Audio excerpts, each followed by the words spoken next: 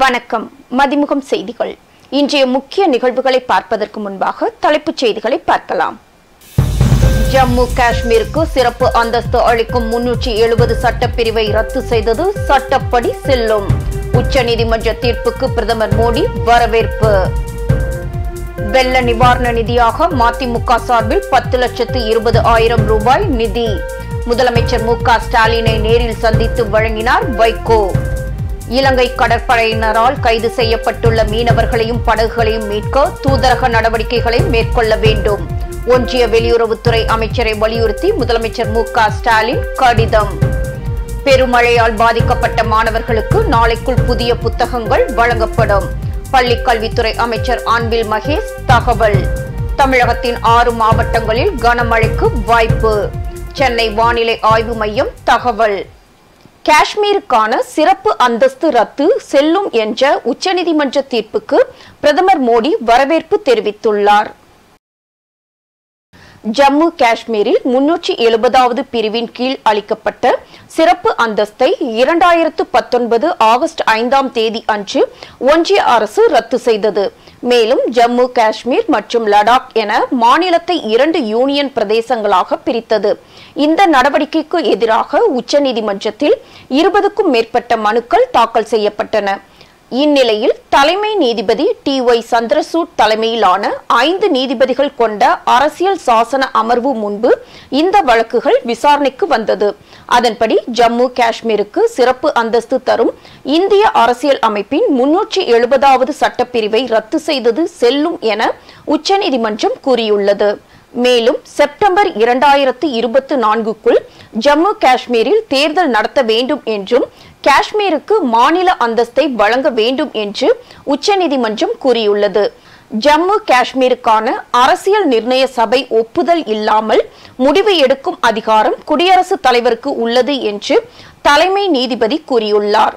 இந்நிலையில் காஷ்மீருக்கான சிறப்பு அந்தஸ்து ரத்து செல்லும் என்ற உச்சநீதிமன்ற தீர்ப்புக்கு பிரதமர் மோடி வரவேற்பு தெரிவித்துள்ளார். இதுகுறித்து பிரதமர் மோடி தனது எக்ஸ் வலைதளத்தில் வெளியிட்டுள்ள பதிவில், ஜம்மு காஷ்மீர் மற்றும் லடாக் மக்களின் ஒற்றுமை, நம்பிக்கை, வளர்ச்சியை பிரகடனப்படுத்தும் தீர்ப்பு என பிரதமர் மோடி பாராட்டு தெரிவித்திருக்கிறார். வெள்ள நிவாரண நிதியாக மதிமுக சார்பில் முதலமைச்சரின் பொது நிவாரண நிதிக்கு 10,20,000 ரூபாய் அளிக்கப்பட்டுள்ளது.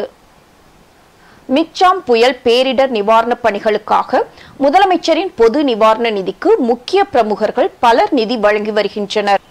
அந்த வகையில் மதிமுக பொதுச் செயலாளர் வைகோ தலைமைச் செயலகம் சென்று முதலமைச்சர் மு.க. ஸ்டாலினை சந்தித்து கட்சியின் பாராளுமன்ற சட்டமன்ற உறுப்பினர்களின் 1 மாத சம்பளத் தொகையான 10,20,000க்கான காசோலையை வழங்கினார். இந்த சந்திப்பின் போது முதன்மை செயலாளர் துரை வைகோ, சட்டமன்ற உறுப்பினர்கள் டாக்டர் சதன் திருமலைக்குமார், கு. சின்னப்பா, புதூர் மு. Boominathan, doctor A.R.R. ரஹ்மான் உள்ளிட்ட கழக நிர்வாகிகள் உடன் இருந்தனர். பின்னர் செய்தியாளர்களிடம் பேசிய வைகோ, மிக்ஜாம் புயலால் வரலாறு காணாத பேய் மழையும் வெள்ளமும் தலைநகரை மூழ்கடித்து விட்டதாக தெரிவித்த அவர், திராவிட மாடல் ஆட்சியில் முதலமைச்சர் மு.க. ஸ்டாலினின் வழிகாட்டுதலால் அனைத்து துறை அதிகாரிகளும் இரவு பகலாக பணியாற்றி மக்களை மீட்டுள்ளதாக தெரிவித்தார். மேலும் 5,000 கோடி கேட்டதில் 20% ஒன்றிய அரசு கொடுத்து உள்ளதாகவும், முன்பு பாஜகவுடன் கூட்டணி வைத்தவர்கள் நினைத்தால் 5,000 கோடி வாங்கி தர முடியும் என்றார். இதேபோல் திராவிடர் கழக தலைவர் கி. வீரமணி முதலமைச்சர் மு.க. ஸ்டாலினிடம் 10 லட்சத்துக்கான காசோலையை வழங்கினார். இலங்கை கடற்படையினரால் கைது செய்யப்பட்டுள்ள மீனவர்களையும் அவர்களது மீன்பிடி படகுகளையும் மீட்க தேவையான தூதரக நடவடிக்கைகளை மேற்கொள்ள வலியுறுத்தி ஒன்றிய வெளியுறவுத்துறை அமைச்சர் ஜெய்சங்கருக்கு முதலமைச்சர் மு.க. ஸ்டாலின் கடிதம் எழுதியுள்ளார். இலங்கை கடற்படையினரால் கடந்த டிசம்பர் 9ஆம் தேதியன்று தமிழ்நாட்டை சேர்ந்த 25 மீனவர்கள் கைது செய்யப்பட்டுள்ளனர். அவர்களது 3 படகுகளும் கைப்பற்றப்பட்டுள்ளன.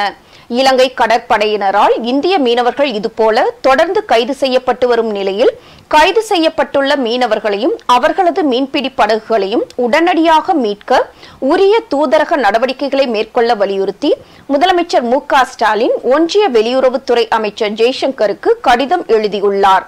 முதலமைச்சர் எழுதியுள்ள கடிதத்தில் இலங்கை கடற்படையினரால் இந்திய மீனவர்கள் மீதான தாக்குதல்கள் சமீப காலமாக அதிகரித்து வருவது நமது மீனவர்களின் வாழ்வாதாரம் மற்றும் பாதுகாப்பில் கடுமையான விளைவுகளை ஏற்படுத்தி வருவதாக தனது கடிதத்தில் சுட்டிக்காட்டியுள்ள முதலமைச்சர் இலங்கை கடற்படையினரால் கைது செய்யப்பட்டுள்ள மீனவர்களையும் அவர்களது மீன்பிடி படகுகளையும் உடனடியாக மீட்க உரிய நடவடிக்கைகளை இலங்கையில் உள்ள இந்திய தூதரகம் மேற்கொள்ள உத்தரவிடுமாறு ஒன்றிய வெளியுறவுத்துறை அமைச்சர் ஜெய்சங்கரை கேட்டுக் கொண்டுள்ளார். பெரும் மழையால் பாதிக்கப்பட்ட மாணவர்களுக்கு நாளைக்குள் புதிய புத்தகங்கள் வழங்கப்படும் என பள்ளிக் கல்வித்துறை அமைச்சர் அன்பில் மகேஷ் பொய்யாமொழி தெரிவித்துள்ளார். மிக்ஜாம் புயலின் காரணமாக 4 மாவட்டங்கள் வெள்ளத்தால் பாதிப்படைந்தது. அதனால் கடந்த ஒரு வாரமாக சென்னை உட்பட 4 மாவட்டங்களில் உள்ள பள்ளிகள் மற்றும் கல்லூரிகள் அனைத்திற்கும் விடுமுறை அளிக்கப்பட்டது. இந்நிலையில் தற்போது மழையின் அளவு குறையத் தொடங்கியதால் மழைநீர் தேங்கிய பகுதிகளில் மீட்பு பணிகள் தீவிரப்படுத்தப்பட்டது. இந்நிலையில் புதுக்கோட்டையில் செய்தியாளர்களிடம் பேசிய அமைச்சர் அன்பில் மகேஷ் பொய்யாமொழி இதனை தெரிவித்தார். 1,90,00,000 ரூபாய் இதுக்கென்று நம்முடைய பள்ளிக்கூடங்கள் மெயின்டெனன்ஸ் ரிப்பேருக்கு இதுல ஏதாச்சும் பாதிக்கப்பட்டிருந்தால் அதுக்கு நாம் வழங்க வேண்டும் என்று ஒதுக்கீடு செய்திருக்காங்க. பாதிக்கப்பட்ட அந்த 4 மாவட்டத்துக்குமே பாதிக்கப்பட்ட பிள்ளைகளுக்கு புத்தகங்கள் எங்கேயாச்சும் பாதிக்கப்பட்டிருக்கிறது, மழையில் நனைஞ்சிருக்கு என்று சொன்னால் இன்றும் நாளையும் அதற்கான புத்தகங்கள் வழங்கக்கூடிய அந்த அளவுக்கு நேற்றே நாங்கள் மார்னிங் வீடியோ கான்பரன்ஸ் மூலமாக அனைத்து சிஓஸ் பாதிக்கப்பட்டது மட்டுமல்ல 38 மாவட்டத்தை சார்ந்திருக்கின்ற சிஓஸோட ஒரு மீட்டிங் வைத்து அதன் மூலமாக பெறப்பட்டிருக்கின்ற அந்த நம்பர்ஸ் மூலமாக இந்த டெக்ஸ்ட் புக்கை பார்த்தீங்கன்னா பொதுவாக டெக்ஸ்ட் புக்கை பற்றி கொஞ்சம் சர்ப்ளஸாக நாங்கள் வைத்திருப்பது வழக்கம். அது அந்தந்த பகுதியை சார்ந்திருக்கிற குடோன் மூலமாக அந்த மாணவ செல்வங்களுக்கு அது வழங்கப்பட்டுவிடும்.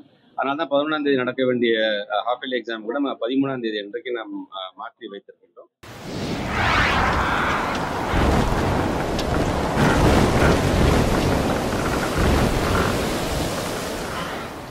தமிழகத்தின் 6 மாவட்டங்களில் கனமழைக்கு வாய்ப்பு உள்ளதாக சென்னை வானிலை ஆய்வு மையம் தெரிவித்துள்ளது.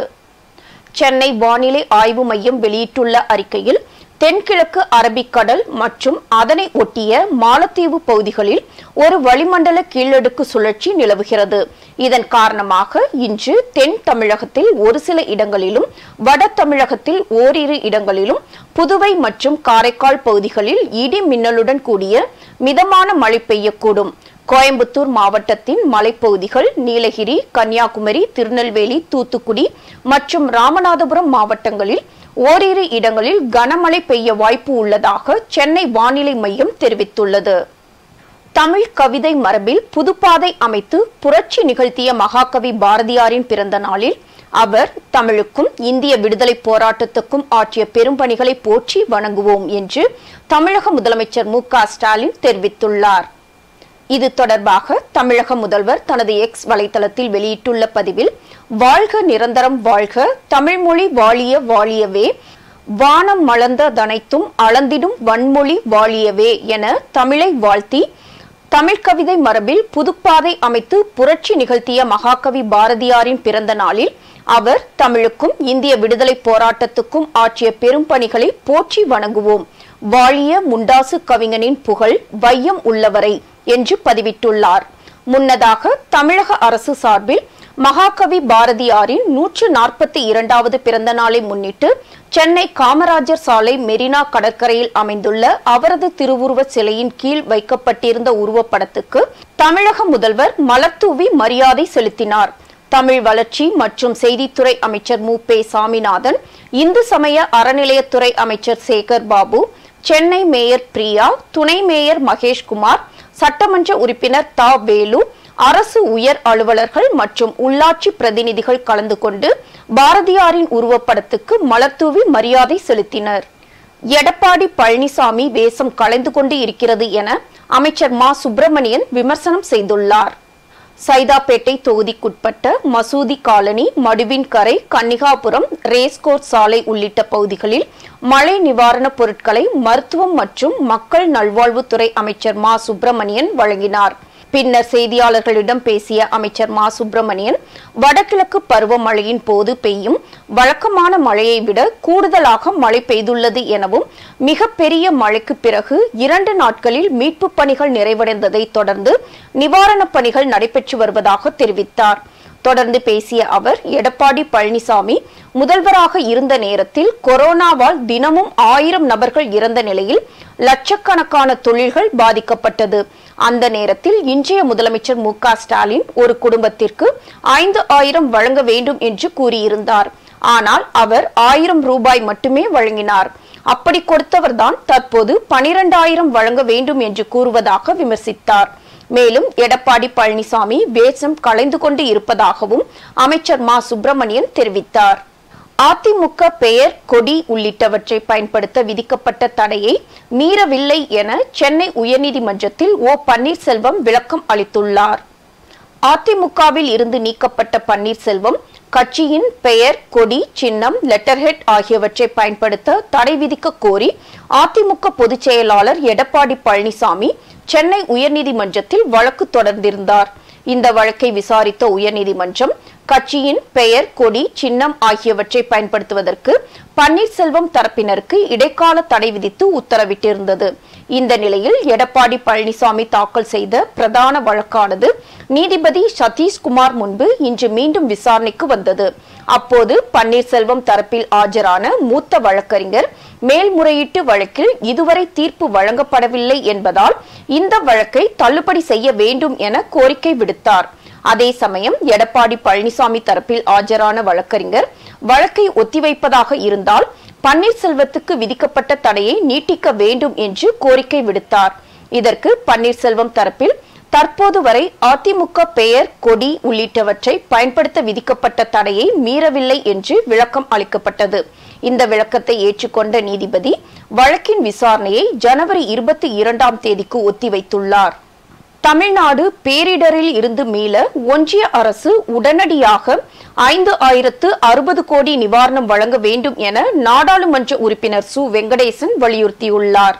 மிக்ஜாம் புயல் காரணமாக சென்னை, காஞ்சிபுரம், திருவள்ளூர், செங்கல்பட்டு ஆகிய 4 மாவட்டங்களிலும் பெரும்பாலான பகுதிகளில் கடும் வெள்ளப்பெருக்கு ஏற்பட்டு மக்களின் இயல்பு வாழ்க்கை பாதிக்கப்பட்டுள்ளது. இந்த நிலையில் புயல் வெள்ளத்தால் ஏற்பட்டுள்ள சேதங்களை சீரமைக்க இடைக்கால நிவாரணமாக உடனடியாக 5060 கோடி வழங்கிட கோரி முதலமைச்சர் மு.க. ஸ்டாலின் பிரதமர் மோடிக்கு கடிதம் எழுதியிருந்தார். அதன் அடிப்படையில் ஒன்றிய அரசு மாநில பேரிடர் மீட்பு பணிகளுக்கான வெள்ள நிவாரணத்திற்கு 450 கோடியும், சென்னை வெள்ள மேலாண்மை திட்டத்திற்கு 561 கோடியும் ஒன்றிய அரசு நிதி வழங்கியுள்ளது. இந்நிலையில் மிக்ஜாம் புயல் பேரிடரில் இருந்து மீள ஒன்றிய அரசு உடனடியாக நிவாரணத்தை வழங்க வேண்டும் என நாடாளுமன்றத்தில் சு. வெங்கடேசன் எம்பி வலியுறுத்தினார். முதலமைச்சர் அறிவித்துள்ள 6000 ரூபாய் பொதுமக்களிடம் வரவேற்பையும் மகிழ்ச்சியையும் ஏற்படுத்தியுள்ளது என்று புயல் மற்றும் வெள்ள நிவாரணம் குறித்த எதிர்க்கட்சிகளின் குற்றச்சாட்டுகளுக்கு அமைச்சர் தங்கம் தென்னரசு பதில் அளித்துள்ளார். சென்னை அண்ணா அறிவாலயத்தில் அமைச்சர் தங்கம் தென்னரசு செய்தியாளர்களை சந்தித்தார். அப்போது பேசிய அவர் இதனை தெரிவித்தார். சென்னையிலே அண்மையிலே ஏற்பட்ட மிக்ஜாம் புயல் மற்றும் பெருமழைக்கு பிறகு சென்னை மாநகரம் இப்போது மீண்டெழுந்து வந்திருக்கிறது.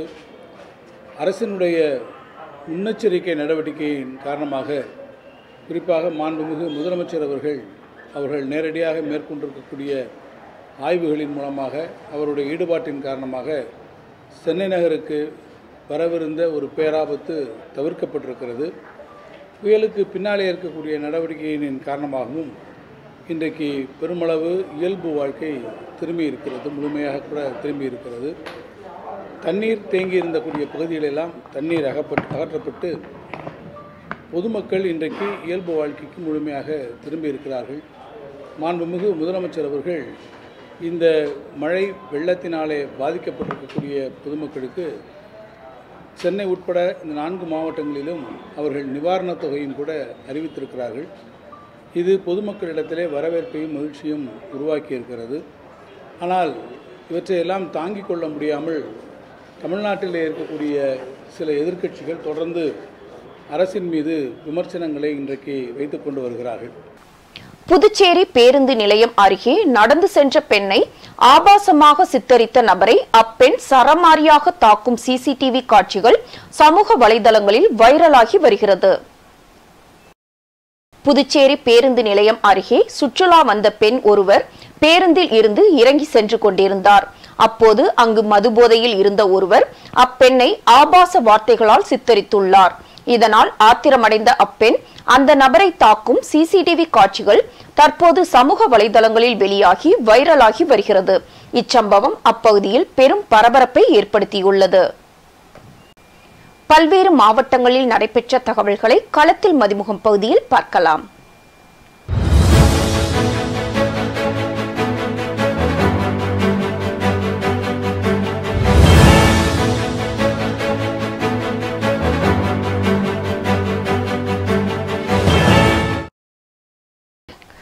மயிலாடுதுறை மாவட்டம் குத்தாலத்தில் கார்த்திகை கடை ஞாயிறை முன்னிட்டு காவிரி தீர்த்த படித்துறையில் தீர்த்தவாரி உற்சவம் நடைபெற்றது. ஆலயங்களில் இருந்து மங்கள வாத்தியங்கள் ஒலிக்க வெள்ளி ரிஷப வாகனம், வெள்ளி மயில் வாகனம், வெள்ளி மூசிக வாகனம், கருட வாகனம் ஆகியவற்றில் சிவவாத்தியங்கள் ஒலிக்க வீதி உலாவாக காவிரி கரையில் எழுந்தருளினார்.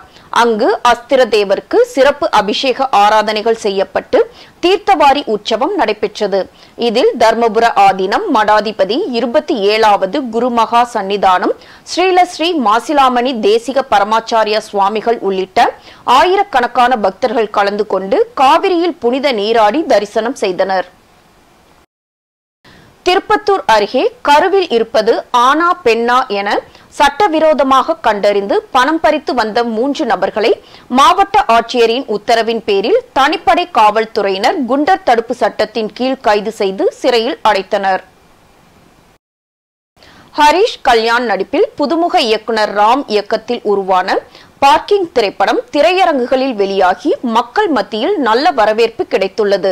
இதையடுத்து ஈரோட்டில் உள்ள அண்ணா திரையரங்கில் பார்க்கிங் திரைப்படத்தை நடிகர் ஹரிஷ் கல்யாண் மற்றும் இயக்குனர் ராம் உள்ளிட்டோர் இணைந்து ரசிகர்களுடன் திரைப்படத்தை பார்த்து ரசிகர்களின் வரவேற்பு மற்றும் கருத்துக்கள் குறித்து கேட்டறிந்தனர். இதன் பின்னர் செய்தியாளர்களிடம் பேசிய திரைப்படத்தின் நடிகர் ஹரிஷ் கல்யாண் பார்க்கிங் திரைப்படத்திற்கு ரசிகர்கள் மத்தியில் நல்ல வரவேற்பு கிடைத்துள்ளதாக தெரிவித்தார்.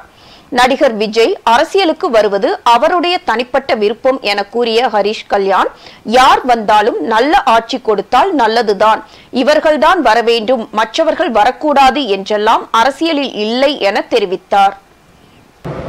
முதல்ல எல்லாருக்கும் ரொம்ப நன்றி.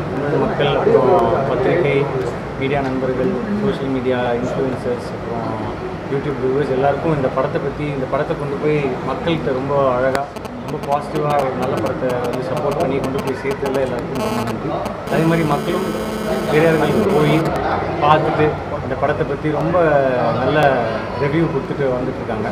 ஸோ ரொம்ப ரொம்ப திருப்தியாக இருக்குது, ரொம்ப சந்தோஷமாக இருக்குது. ஒரு நல்ல படத்தில் நானும் ஒரு பங்கு அப்படின்னு நினைக்கும் போது ரொம்ப சந்தோஷமாக இருக்குது. அதே மாதிரி படத்துடைய இயக்குனர் ராம் அவருடைய அறிமுக முதல் திரைப்படத்திலேயே ஒரு எல்லாம் சென்டிமெண்ட்டும் எமோஷன்ஸு அப்புறம் ஃபேமிலி ஆடியன்ஸும் ரசிக்கிற மாதிரியான ஒரு படம் கொடுத்துருக்காரு. ஸோ நான் ராமுக்கும் இந்த நேரத்தில் நன்றி சொல்லிக்கிறேன். ராம் நீங்கள் எதாவது சொல்லியிருந்தோம் இதில் இருந்ததுன்னா அது நல்லது தான் சார். இவங்களை வரணும், இவங்க வரக்கூடாது அப்படின்லாம் கிடையாது. திருப்பத்தூர் மாவட்டம் ஆம்பூரில் இந்திய கம்யூனிஸ்ட் கட்சியின் அமைப்பு சாரா சம்மேளன பொதுச் செயலாளர் பாரத் பிரபு தலைமையில் கண்டன ஆர்ப்பாட்டம் நடைபெற்றது.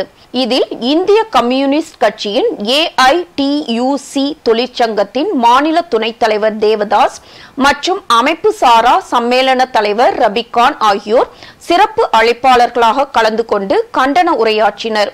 இதில் நலவாரியத்தில் பதிவு செய்துள்ள அனைத்து தொழிலாளர்களுக்கும் தைப்பொங்கலுக்கு 5000 ரூபாய் போனஸ் வழங்கிடவும், தொழிலாளர்களுக்கு வழங்கி வரும் கல்வி, திருமண உதவித்தொகையை உயர்த்தி வழங்கிடவும் வலியுறுத்தி ஆர்ப்பாட்டத்தில் ஈடுபட்டனர். ஏற்கனவே கொடுத்து வந்த பென்ஷன் தொகை 3000ஆக உயர்த்தி தர வேண்டும் என்றும், அதே போன்று விபத்து மரணத்திற்கு ரூபாய் 5 லட்சம் தர வேண்டும் என்றும், ஓய்வு பெறுகின்ற இயற்கை மரணம் அடைகின்ற தொழிலாளர் குடும்பத்திற்கு 50,000 தர வேண்டும் என்றும், இப்படிப்பட்ட கோரிக்கைகளை வலியுறுத்தி இந்த ஆர்ப்பாட்டம் பல தமிழகம் முழுவதும் 500க்கும் மேற்பட்ட பகுதிகளில் நடந்து கொண்டிருக்கிறது. எனவே தமிழக அரசு இந்த நலவாரியங்களை சீர்படுத்தி செயல்படுத்த வேண்டும். நிதி ஆதாரம் இல்லாத நலவாரியங்களில் அந்த பிரிவுகளில் உள்ள தொழிலில் சம்பந்தப்பட்ட செஸ் வரியை வசூலித்து இந்த தொழிலாளருடைய குடும்பங்களையும் இவர்களுடைய பென்ஷன் தொகையும் உறுதிப்படுத்த வேண்டும் என்று கேட்டுக்கொண்டு இந்த ஆர்ப்பாட்டத்தை இங்கே நடத்தியிருக்கின்றோம். தமிழக அரசு உடனடியாக இந்த கோரிக்கைகளை நிறைவேற்றவில்லை என்று சொன்னால் இந்த போராட்டம் வீதியிலே இறங்கி மறியல் போராட்டமாக லட்சக்கணக்கான தொழிலாளர்கள் ஈடுபடுவார்கள் என்பதை தெரிவித்துக் கொள்கிறேன்.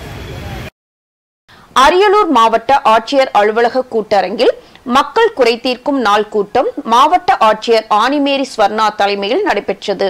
இக்கூட்டத்தில் முதியோர் உதவித்தொகை, இலவச வீட்டுமனை பட்டா, மாற்றுத்திறனாளி உதவித்தொகை, தொழில் கடன், பசுமை வீடு உள்ளிட்ட பல்வேறு கோரிக்கைகள் அடங்கிய 367 மனுக்கள் பொதுமக்களிடமிருந்து மாவட்ட ஆட்சியரால் பெறப்பட்டு மனுக்கள் மீது சம்பந்தப்பட்ட துறை அலுவலர்கள் உடனடி நடவடிக்கைகள் மேற்கொள்ளுமாறு அறிவுறுத்தப்பட்டது.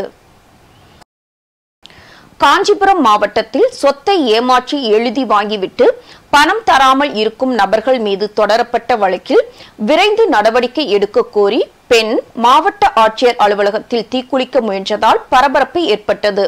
அங்கு பணியில் இருந்த காவலர்கள் அப்பெண்ணை மீட்டு முதலுதவி செய்து தற்போது வருவாய் கோட்டாட்சியரிடம் இச்சம்பவம் குறித்து விசாரணை மேற்கொண்டு வருகின்றனர். நாகை மாவட்டம் விழுந்தமாவடி கிராமத்தில் கடல்வாழ் விவசாயிகளின் நிலங்களை அழித்து பெண்கள் மற்றும் விவசாயிகளை வனத்துறையினர் அச்சுறுத்துவதாக 100க்கும் மேற்பட்டோர் மாவட்ட ஆட்சியர் அலுவலகத்தில் புகார் மனுவை அளித்தனர். 2004 சுனாமிக்கு பிறகு எங்களுடைய கிராமத்தில் விவசாய நிலங்களை வனத்துறையினர் நாங்கள் அனுபவம் செய்து கொள்கிறோம், நீங்கள் வெளியேறுங்கள் என்று சொன்னார்கள். நாங்கள் வெளியேற முடியாது என்று சொல்லி நாங்கள் மேற்கொண்டு கடந்த 100 ஆண்டுகளாக விவசாயம் செய்து வரும் நிலத்திலே நாங்கள் விவசாயம் செய்து வருகின்றோம். இருப்பினும் எங்களுக்கு தான் அரசு இந்த இடங்களெல்லாம் ஒதுக்கி இருக்கிறது என்று சொல்லி அவர்கள் எல்லைக்கல் போட்டு மற்றும் இதர சவுக்கு போன்ற கண்களை அங்கே ஊனி அதை பாதுகாப்பது என்று சொல்லி விவசாயிகளை அச்சுறுத்தி வருகிறார்கள். கடற்கரை ஓரத்தில் கடற்கரைக்கும் மேற்கு புறத்தில் இயற்கை சீற்றங்களுக்கு எந்த விதத்திலும் பாதுகாப்பாக நாங்கள் விவசாயம் செய்து வந்தோம். மாமரம், சவுக்கு, முந்திரி, ஊடுபயிராக கடலை இதுபோன்ற பயிர்களை அவர்கள் அடிக்கின்ற விதத்திலே அவர்கள் அங்கே ஆக்கிரமிப்பினை செய்து வருகிறார்கள் வனத்துறையினர். வனத்துறையினுடைய காலப்போக்கில் அத்துமீறல் என்பது அதிகமாகிவிட்டது. 2004 இன்று வரையிலும் மெல்ல மெல்ல மெல்ல அவர்களுடைய அத்துமீறல் என்பது அதிகமாகி போய் அந்த இடங்களுக்கே நாங்கள் செல்லவே கூடாது என்கின்ற முடிவிற்கு அவர்கள் வந்துவிட்டார்கள். புதுச்சேரியில் கடந்த மே மாதத்திற்கு பிறகு கொரோனா தொற்று கண்டறியப்படாத நிலையில் 7 மாதத்திற்கு பிறகு மீண்டும் கொரோனா தொற்று உறுதி செய்யப்பட்டுள்ளது. தற்போது புதுச்சேரியில் கொரோனா மீண்டும் பரவி வருவதால் பொதுமக்கள் அச்சமடைந்துள்ளனர். 9 பேருக்கு கொரோனா தொற்று கண்டறியப்பட்டுள்ளது. இவர்களில் 3 பேர் ஜிப்மர் உள்பட அரசு மருத்துவமனைகளில் சிகிச்சை பெற்று வருகின்றனர். 6 பேர் தங்கள் வீட்டிலேயே தனிமைப்படுத்தப்பட்டு சிகிச்சை பெறுவதாக புதுவை சுகாதாரத்துறை தெரிவித்துள்ளது.